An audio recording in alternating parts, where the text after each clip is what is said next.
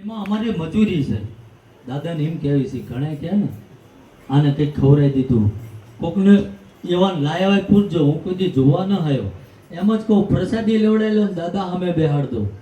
કારણ હશે તો આ ઓટલા ઉપર નહીં ટકે, અને તમારા કરમ હશે તો જીવો ત્યાં લગીન નહીં છૂટે. એટલે કરમ હારા કરજો. જાજો સમય નથી લેતો, પણ ચાલુ ધૂન બંધ કરાવી પડી. કેમ? કોઈ જપીને બે હાથું જ નહોતું ભલામાં.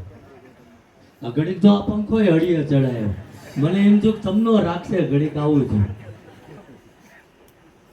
એટલે કોઈ વ્યવસ્થાની મારે જરૂર ના હોય.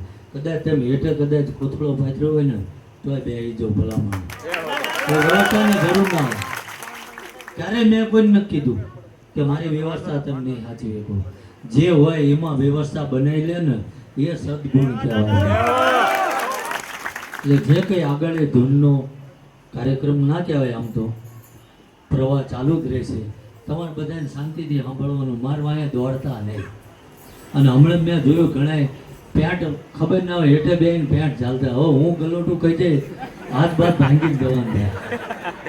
આ એક રમૂજની વાત છે એમ કે તમને ભાવ છે દૂરથી વંદન કરી લેવું કે અમે કોઈ પૂજનીય કે કોઈ સંત નથી. બસ ધરતી ઉપર જે કંઈ પરમાત્માએ વાંપ્યું એ સત્કાર્યના માર્ગે ચાલવી છે. એટલે આ તમારા જેવા માણસો ઉમટી પડે. બાકી અમારામાં કંઈ લેવાનું નથી. સમજાય ને? અને આમ ઘણું છે સમજાય તો, અને આમ કંઈ નથી. જોવા આવે ઘણાને ઊંચા કરી કરીને ફોટા પાડે, તો કોકને બતાવવાના અમે બાપુના ખાસ છીએ કે ફોટો મનમાં પાડી લો, મારો ઠાકર રાજી જ છે. અને એ જો મનમાં ફિટ કર્યો હોય ને ઘરે મૂકવાની જરૂર નથી. અને મારું ભજન બોલતું હોય છે તો કહું છું ભગવાનના દ્વાર લગીને મારો ઠાકર કાંડું ને ભજન જ કરવાનું જ ભાઈ. ઘણી નવો થોડા ગોરા રહ્યા છે, જવાબદારી થોડી નિભાવી લ્યો ને પછી આ જ કરવાનું, જોડી લઈને નીકળી જવાનું છે. કઈ આ પહેરવેશનો મોહ નથી. આ લખવું જ લખી લેજો.